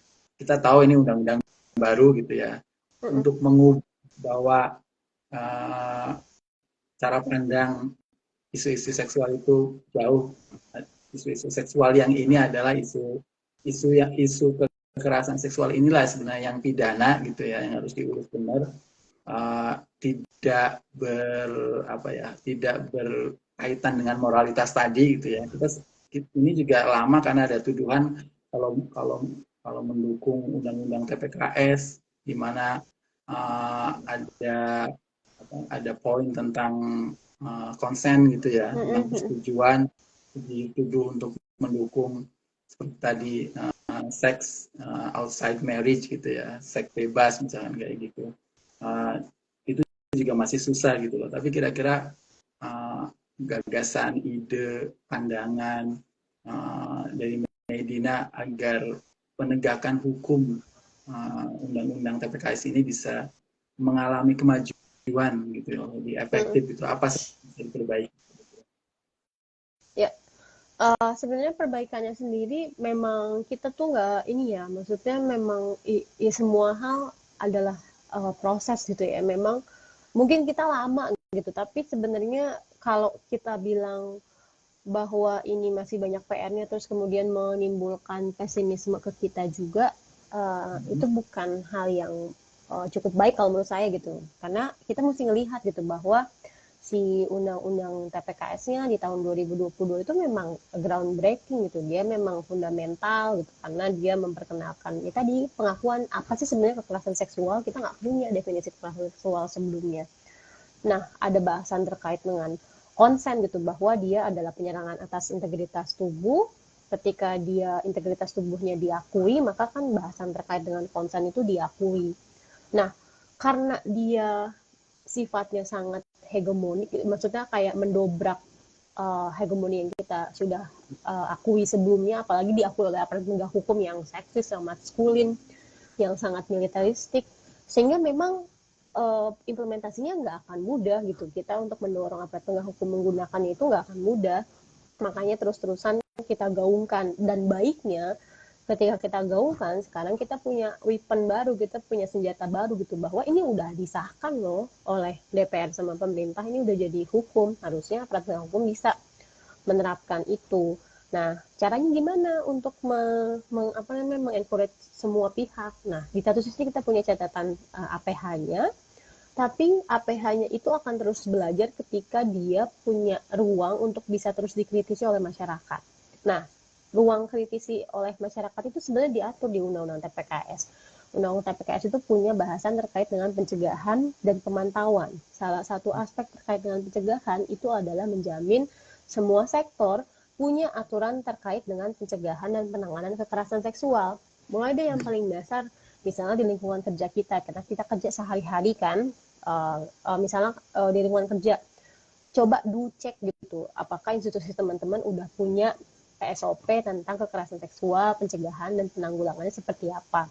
Apakah ada pengakuan bahwa kekerasan seksual itu bukan hal yang ditoleransi sama sekali.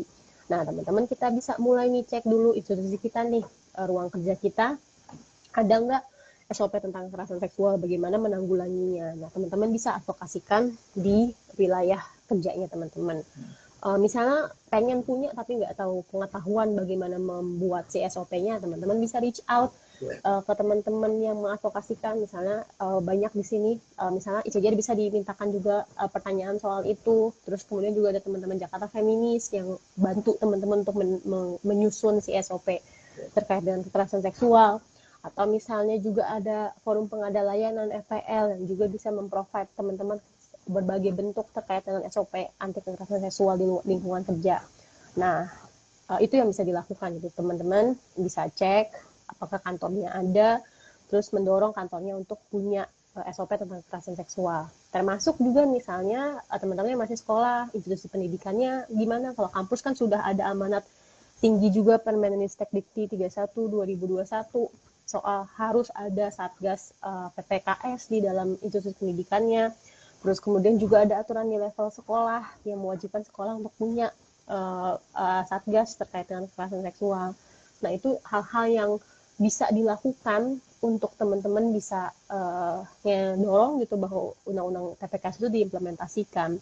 Paling nggak di lingkungan kita bisa diimplementasikan dengan tepat, sehingga nanti kalaupun ada proses hukum yang terjadi gitu, misalnya habis amit-amitnya kalau misalnya ada korban ditangani dengan institusinya, terus kemudian dia memilih untuk diproses secara hukum, kita juga punya pengetahuan untuk apa yang kita enforce, apa yang kita mintakan kepada aparat penegak hukum, sehingga aparat penegak hukumnya baca kembali si undang-undang TPKS-nya, dipaparkan kembali bahwa oh ini ada amanat dari undang-undang TPKS loh. Misalnya tadi terkait dengan seringkali kan aparat penegak hukum tuh melakukan menyalahi korban, dia nyebut pakaian kamu kayak gini sih. Di undang-undang TPKS di pasal 22 itu ada larangan bahwa APH tidak boleh menggali seksualitas korban yang akhirnya menimbulkan pernyataan yang diskriminatif. Bisa dipaparkan ke APH, ini loh ada larangan ini, sehingga dia punya tekanan, punya ekspektasi lewat aturan-aturan tersebut. Gitu kira-kira yang bisa kita lakukan. Ya, kalau ngambil tagline kampanyenya Kamala Harris, we're not going back gitu ya. Dan mundur, pesimis dengan kondisi penegakan hukum, termasuk penegakan hukum tindak pidana kekerasan seksual. Lebih baik kita berusaha terus gitu ya.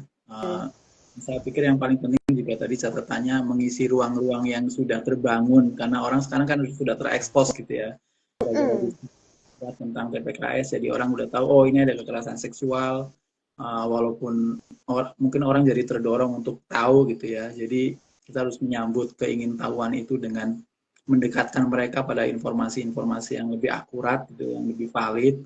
Mungkin kampanye tentang undang-undang TPKS-nya juga mulai diaktifkan lagi gitu ya, sehingga undang-undang ini bisa lebih bekerja gitu loh untuk penanganan kekerasan seksual. Walaupun sejauh ini kita tahu lah ini masih baru gitu loh, mungkin belum, kita juga harus sadar para penegak hukumnya yang sibuk juga belum melalui proses pembelajaran yang intens untuk mempelajari undang-undang TPKS ini. Jadi kita yang concern sama isu kekerasan seksual harus terus bekerja keras agar undang-undang ini bisa bekerja lebih efektif kayak gitu. Kita udah punya undang-undangnya, jadi at least gitu ya, secara formal kita udah melewati. Sekarang kita tinggal melalui proses perubahan manusianya, sistemnya, dan seterusnya seperti itu. Betul. Karena waktunya juga sudah nggak ada pertanyaan dari teman-teman, tadi cuma ada satu komentar dari Mas Yasin, diskusinya mencerahkan. Terima kasih, kita ucapkan terima kasih kepada Medina yang sudah memberi informasi dan pengetahuan sangat kaya terkait khususnya dinamika dan persoalan hukum pidana, termasuk hukum HAM gitu ya, dan kekerasan seksual dan kekerasan berbasis gender.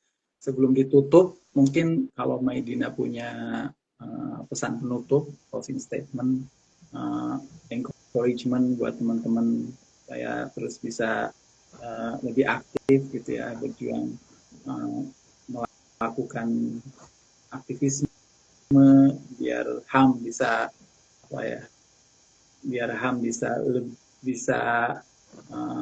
muncul lagi gitu ya, gemaknya misalnya kayak gitu. Karena saya bilang tadi di awal, di mana-mana HAM itu lagi diserang, orang lagi boro-boro ngomongin HAM gitu loh. Ibaratnya perut aja sekarang lagi susah misalnya kayak gitu. Jadi apa pesan Medina untuk kita semua agar kita bisa punya harapan lebih kuat gitu loh terkait situasi hukum khususnya di hari HAM, khususnya juga mungkin terkait dengan hak-hak bagi mereka yang masih memperjuangkan keadilan karena hak asasi manusianya terlanggar. Kira-kira apa penutupnya?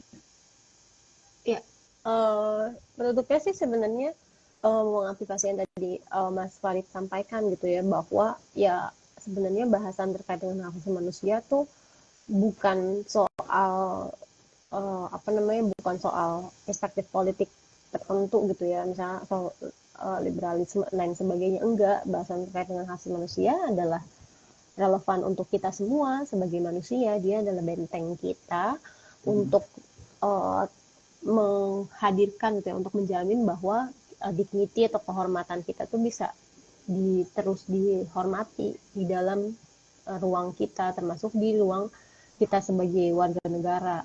Dan itu tuh menjadi pegangan kita bersama, termasuk ketika kita menghadapi situasi-situasi kita sehari-hari. Misalnya yang saya concern terkait dengan kekerasan. Nah, ketika kita bicara soal perlindungan terhadap kekerasan dan penanggulangannya, mau nggak mau kita nggak bisa nggak menggunakan perspektif hak asasi manusia, karena di situ ada amanat soal hak korban di dalamnya, ada amanat soal perspektif gender di dalamnya. Nah, itu yang jadi pegangan kita bersama. Pesanku itu sih, Mas. Jadi kayak balikin kembali gitu ya, bahwa hak asasi manusia itu adalah hak yang ada karena kita terlahir sebagai manusia, sehingga harusnya kita bisa memegang itu sebagai pegangan kita. Dia terlepas dari spektrum politik apapun. Kalau tadi misalnya kita bahas soal kriminalisasi, itu bukan soal, tadi seperti saya bilang, itu bukan soal pilihan politik, tapi itu lebih kepada soal bagaimana menjamin hak kita nggak terlanggar ketika di-enforce oleh aparat penegak hukum. Dan itu ya bisa kita argumentasikan kalau kita bisa mengkaji HAM dan menyadari hak asasi manusia sebagai pegangan kita sebagai manusia yang berdaulat, dan itu kan untuk melindungi siapapun terlepas dari pilihan politiknya apapun. Gitu sih, Mas, kira-kira. Saya pikir itu pesan yang sangat penting dan kuat gitu ya, bahwa ya itulah bangsa yang bermartabat adalah bangsa yang menghargai hak asasi manusia, hak asasi manusia warganya gitu ya. Penguasa nggak takut dihukum gara-gara mengakui pelanggaran HAM kayak gitu. Justru itu fondasi yang sangat penting untuk rekonsiliasi misalnya kayak gitu ya. Kita nggak harus terlalu berpikir tentang pelanggar HAM harus dihukum kayak gitu. Mungkin ada proses-proses yang kultural juga yang bisa di blow up gitu ya. Yang penting kita bisa menjadi bangsa yang bermartabat karena seperti tadi mengakui hak asasi manusia warganya dan seterusnya seperti itu. Terima kasih banyak Medina untuk pikiran-pikiran pentingnya terkait penegakan HAM, terkait kekerasan berbasis gender dan kekerasan seksual, terkait perbaikan dan reformasi hukum, khususnya reformasi hukum pidana. Nah, semoga tadi pikiran-pikiran pentingnya termasuk advokasi tentang penghapusan hukuman mati gitu ya, itu ke depan akan bisa terwujud gitu ya. Juga undang-undang KUHP yang masih menginclude atau mengakomodasi perspektif-perspektif yang kuat terpengaruh oleh moralitas dan tradisi juga mulai bisa berubah total gitu ya. Ke depan kita memang harus jadi negara yang seperti itu gitu loh. Yang adil terhadap warganya dan seterusnya. Atas nama Let's Talk, terima kasih banyak. Ini juga ada ucapan terima kasih dari Mas Yasin juga. Sebelum ditutup, saya punya pengumuman tentang kegiatan Let's Talk selanjutnya. Tanggal 21 nanti, 21 Desember ini jam 19.30 kita akan punya live on Instagram yang lain. Kali ini temanya adalah peduli kanker payudara. Kita akan menghadirkan Direktur Love Pink, salah satu organisasi yang aktif melakukan kampanye peduli kanker payudara, yaitu Mbak Dede Gracia. Terus nanti jam 8.30 sampai jam 11.30 tanggal 22 Desembernya, pas hari gerakan perempuan Indonesia, kita akan punya Feminist Thesis and Dissertation Talk, jadi diskusi tentang disertasi dan tesis. Nanti juga mungkin kita bisa diskusiin tesisnya Medina ya. Nulis tesis kan waktu di Australia? Iya. Ya, nulis kok Mas. Boleh. Ya, karena itu penting banget. FTDT nanti kita akan mengangkat dating violence. Mungkin ini jadi follow up yang penting untuk pembicaraan kita tadi. Jangan lupa tanggal 22 Desember 8.30 sampai jam 11.30. Dan terakhir, kita akan punya puncak acara di 31 Desember merayakan tahun baru ala Let's Talk. Jadi tahun baru berisi kampanye dan juga orasi feminis. Kita bekerja sama dengan Love Pink, kita mengangkat tema lagi-lagi peduli kanker payudara. Kita juga akan membuka donasi untuk teman-teman perempuan yang sedang berjuang, para fighter dan para warrior kanker payudara, karena banyak di antara mereka juga yang kesulitan ekonomi gitu ya. Jadi tanggal 31 Desember acara puncaknya, perayaan tahun baru berisi orasi feminis. Kita akan menghadirkan Mbak Dian Kartikasari, feminis dan juga survivor kanker payudara. Nanti tanggal 31 Desember. Kalau teman-teman ingin berkontribusi pentas seni gitu ya, apa aja, puisi, nyanyi, monolog, stand up comedy, silakan sampaikan interestnya ke kita gitu ya, ke IG Let's Talk atau ke email atau ke nomor WhatsApp yang ada di flyer. Terakhir sebelum ditutup, rekaman IGTV ini juga selain akan terus tersedia di Instagram kita, ini juga akan kita upload di channel YouTube Let's Talk, @Let's Talk gitu ya. Nanti kita akan sampaikan informasinya di sosial media kita. Sekali lagi terima kasih Medina di hari HAM ini. Semoga kita bisa terus bersemangat, punya energi, bisa punya harapan, dan kita sampaikan solidaritas yang setinggi-tingginya dan sekuat-kuatnya buat warga negara Indonesia, siapapun yang saat ini masih berjuang untuk bisa terpenuhi hak-haknya, karena hak HAM-HAM-nya, karena hak asasi manusianya terlanggar. Sekali lagi terima kasih. Selamat Hari HAM. Juga ini hari terakhir perayaan 16 hari aktivisme anti kekerasan berbasis gender. Semoga 2025 nanti kita akan jadi lebih baik gitu ya. Sekali lagi terima kasih buat Medina, salam sehat selalu, dan sampai ketemu di kegiatan Let's Talk selanjutnya. Salam sehat dan terima kasih. Bye. Terima kasih Mas Fali, terima kasih teman-teman sekalian, teman-teman Let's Talk. Sampai ketemu lagi, selamat Hari HAM. Selamat Hari HAM, saya tutup ya. Siap Mas.